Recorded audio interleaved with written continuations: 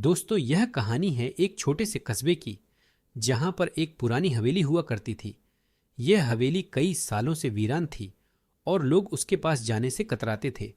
गांव वालों का मानना था कि वहां कुछ अजीब घटता है। हवेली के बारे में कहा जाता था कि वहां हर रात कोई अदृश्य शक्ति चलती है, मानो किसी की आहट हो, पर कभी किसी ने उसे देखा नहीं था।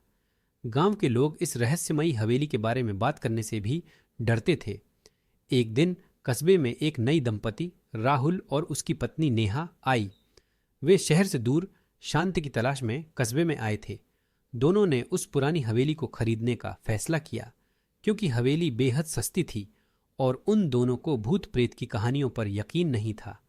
वे यह सोचकर कि ये सिर्फ पुरानी अफवाहें हैं, हवेली में रहने आ गए। शुरुआती कुछ दिन शांति से बीते। हवेली बहुत बड़ी और आलीशान थी, लेकिन इसकी दीवारें पुरानी और जर्जर हो चुकी थीं। राहुल और नेहा ने सोचा कि वे धीरे धीरे इसकी मरम्मत कर लेंगे।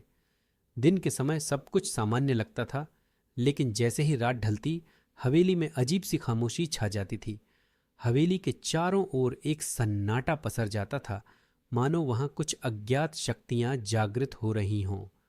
तीसरी रात को जब राहुल और नेहा सोने के लिए अपने कमरे में गए, तभी अचानक नेहा को एक अजीब सी आवाज सुनाई दी। वह बिस्तर से उठी और राहुल को जगाते हुए बोली, राहुल, क्या तुमने सुना? किसी के चलने की आवाज आ रही है।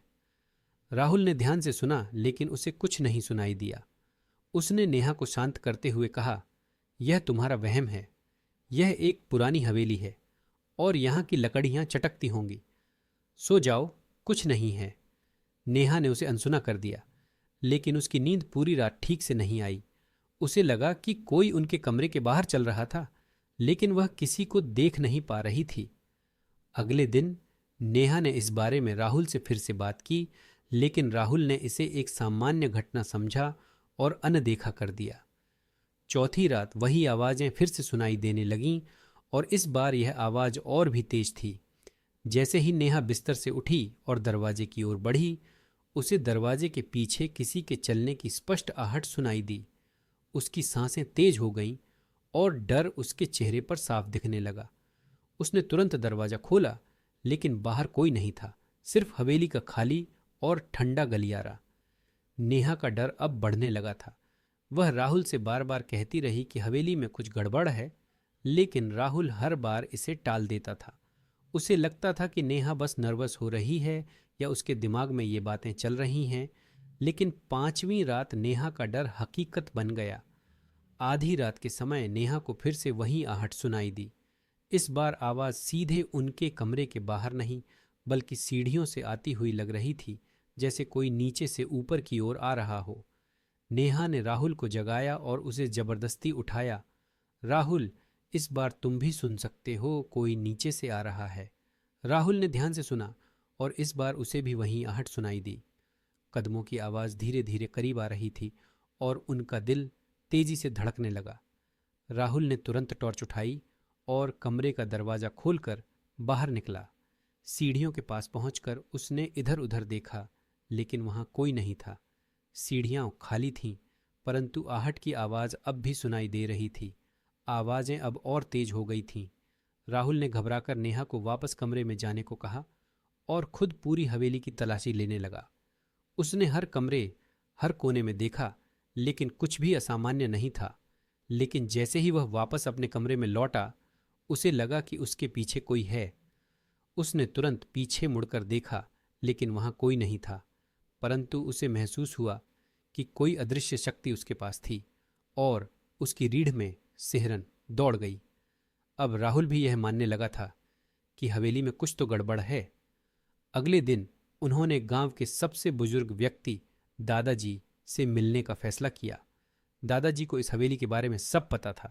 जब राहुल और नेहा ने अपनी परेशानी उन्हें बताई, तो दादाजी ने गहरी सांस लेते हुए कहा, इस हवेली में पहले एक परिवार रहता था। उस परिवार की एक लड़की थी जिसका नाम रीना था। रीना का अचानक निधन हो गया था और उसकी आत्मा कभी चैन नहीं पा सकी। कहते हैं उसकी आत्मा अब भी इस हवेली में भटकती है। जब रात होती है तो उसकी आहट सुनाई देती है। राहुल और नेहा का चेहरा सफेद पड़ गया। दादाजी ने उन्हें सलाह दी कि वे हवेली छोड़ दें, क्योंकि वह आत्मा शांति चाहती थी और उसे यहाँ रहने वालों से बैर था। राहुल और नेहा ने हवेली छोड़ने का निर्णय किया, लेकिन इससे पहले उन्होंने एक पंडित को बुलाने का सोचा। पंडित जी ने हवेली का मुआयना किया और कहा कि यहाँ एक आत्मा अटकी हुई है। उन्होंने हवेली में पूजा कराई और आत्मा की शांति के लिए प्रार्थना की। पूजा के बाद आहट की आवाज़ें धीरे धीरे कम हो गईं और हवेली का माहौल भी शांत हो गया। राहुल और नेहा ने राहत की सांस ली और कुछ दिनों बाद वहां से हमेशा के लिए चले गए। लेकिन गांव में अब भी हवेली के बारे में डर और कहानियां कायम रहीं। लोग कहते हैं कि कभी कभी रात के सन्नाटे में हवेली के पास से गुजरने पर अब भी किसी की आहट सुनाई देती है। शायद वह आत्मा पूरी तरह से शांत नहीं हो पाई थी और वह अब भी अपने अंतिम विश्राम की तलाश में भटक रही थी। दोस्तों, हमारी वीडियो अच्छी लगी तो वीडियो को लाइक करें, चैनल को सब्सक्राइब करें